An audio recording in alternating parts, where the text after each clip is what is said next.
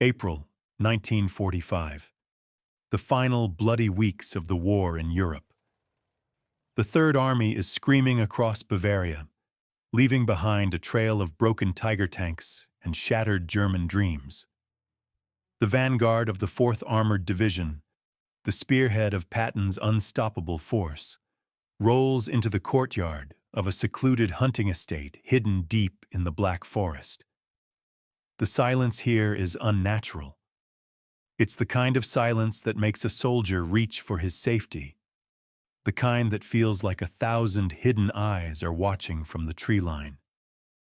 The dust from the M24 Chaffee tanks hangs in the air like a gray shroud. But as the lead jeep's tires crunch on the expensive gravel, a sound erupts that stops every man in his tracks. It wasn't the rattle of a machine gun. It wasn't the scream of an incoming 88mm shell. It was barking. Dozens of hoarse, dry, desperate voices mimicking the sounds of guard dogs. The American soldiers, their fingers twitching on their triggers, expected to see a pack of starving Dobermans unleashed upon them by a desperate enemy.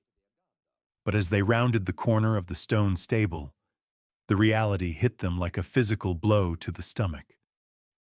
There were no dogs. Inside a row of rusted iron cages, the kind usually reserved for transporting dangerous wild animals, sat men. Skeletal, hollow-eyed shadows of men, wearing the tattered remnants of American paratrooper uniforms. They were barking at their rescuers. They weren't calling for help. They were barking because their captor had broken their minds so thoroughly that the sound of approaching footsteps meant only two things: a scrap of moldy bread or the stinging lash of a whip. Standing on the second-floor balcony of the manor, an SS officer watched this horrific scene while slowly swirling a glass of expensive French cognac. He looked down at the GIs with a cold, scientific curiosity, as if he were observing ants in a jar. Patton wasn't coming for a rescue mission. He was coming to settle a debt that the Army's legal department would later spend years trying to cover up. No trial, no bureaucracy. Just a cold, calculated response to an act that defied everything it means to be human. Stick with me, because when the official cameras were turned off, the real war began. As Lieutenant Miller and his men approached the cages, the smell hit them. A thick, nauseating mixture of unwashed bodies, waste, and the metallic tang of absolute fear. Miller, a veteran who had seen the carnage of Normandy, felt his knees go weak. He approached the first cage and saw a man he recognized. It was a sergeant from the 101st Airborne, a man who had survived the jump into France and the freezing hell of Bastogne. But the man didn't recognize his own flag. He cowered in the corner of the 2-by-3-foot cage, his knees tucked into his chest, his skin stretched tight over his ribs. Every time Miller reached out a hand to offer help, the sergeant let out a high-pitched, defensive yelp and tried to bite the air. The SS Sturmbannführer, a man whose arrogance was as polished as his silver death's head insignia, descended the stairs with a sickening, rhythmic elegance. He didn't see liberators. He saw uncultured Americans who didn't understand his research. He calmly explained to the horrified GIs that he had created the perfect living alarm system. He bragged that he had conditioned these men to bark whenever anyone approached the estate, ensuring he was never surprised by a patrol. This was the ultimate violation. He hadn't just captured these men. He had systematically stripped away their humanity, layer by layer, until there was nothing left but instinct. He spoke of his prisoners with the kind of scorn you'd expect from a man discussing vermin. To him, the fact that heroes of the Republic now barked instead of spoke was proof of his own distorted version of racial superiority. Quick engagement bait. If this makes your blood boil as it did theirs, hit like right now. Subscribe to keep these stories alive and ensure the world never forgets what these men endured. We don't censor the truth on this channel. Now back to the estate. When the radio operator called back to 3rd Army HQ, his voice was shaking so hard he could barely hold the handset. He described the cages. He described the barking. He described the smug officer on the balcony.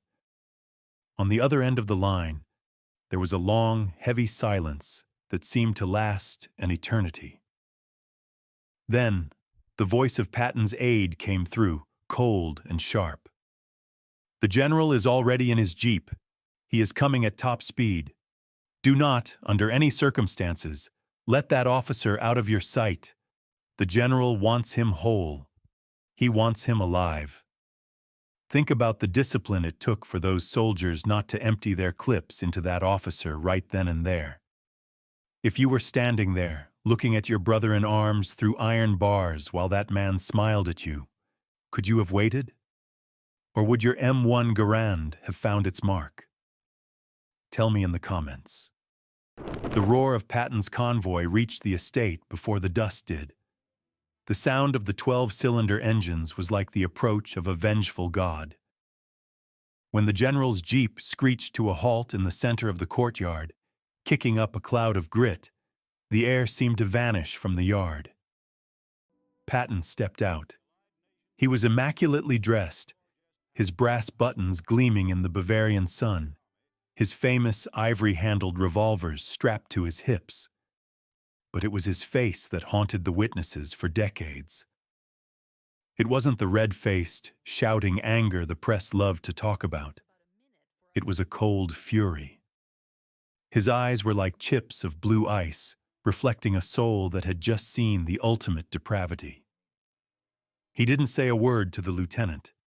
He walked straight to the cages. He stood there for a full 2 minutes, a silence so heavy it felt like it could crush the stone walls. He watched a young corporal from Ohio try to beg for water by pawing at the dry dirt of the courtyard. The only sound was the slow, rhythmic creak of Patton's leather gloves as he clenched and unclenched his fists. The SS officer, thinking he could appeal to a fellow gentleman of war, stepped forward, smoothing his tunic. He began to talk about the Geneva Convention. He spoke of his rights as a high-ranking prisoner. He even had the audacity to complain that the American soldiers had been rude to him and had disturbed his lunch. The atmosphere became heavy, like the smell of ozone before a lightning strike. Patton turned his head slowly, very slowly, to look at the Nazi. He didn't see an officer. He didn't even see a man. He saw a creature that had forfeited its right to walk among the living. The GIs stood perfectly still, knowing that the volcano was about to erupt, but not in the way anyone expected. "You want the law?" Patton's voice was a low, dangerous growl that seemed to vibrate in the very ground.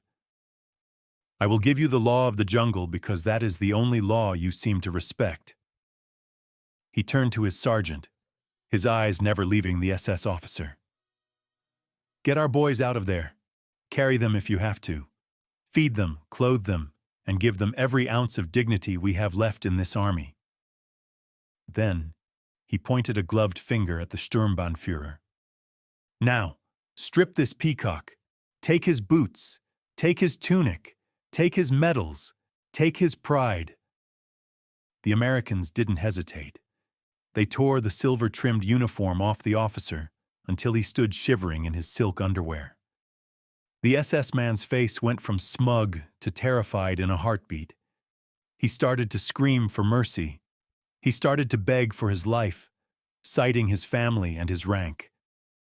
"Lock him in," Patton commanded. They shoved the officer into the largest cage, the one that still smelled of the American paratroopers' misery. The iron door slammed shut with a finality that echoed off the manor walls like a gunshot. Patton personally took the key, turned it, and then threw it into the deep stone well in the center of the courtyard. This wasn't just revenge. It was a mirror. Patton leaned down, eye to eye with the man behind the bars. You like the sound of barking? Then I suggest you start practicing, because my men are going to be stationed here for the next week. And every time a jeep drives by, if they don't hear you barking like a good dog, they've been told to forget to bring you water. Let's see how your science works when you're the subject. He didn't execute him.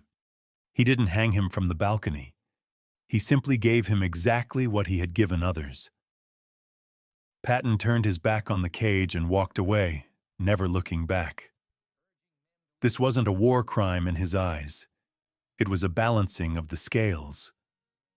The official records say the SS officer was simply processed and transferred. But the men of the 4th Armored knew what really happened in that courtyard. They saw Patton deliver a kind of justice no courtroom could write. Not clean, not polite, but exact.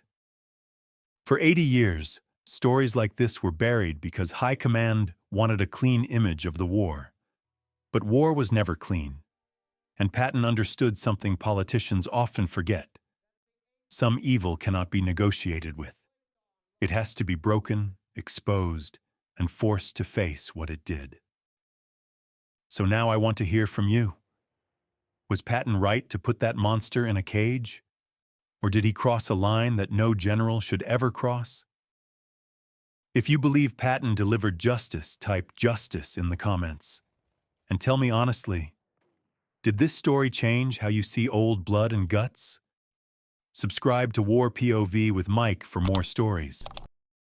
History books were too afraid to print. This is Mike.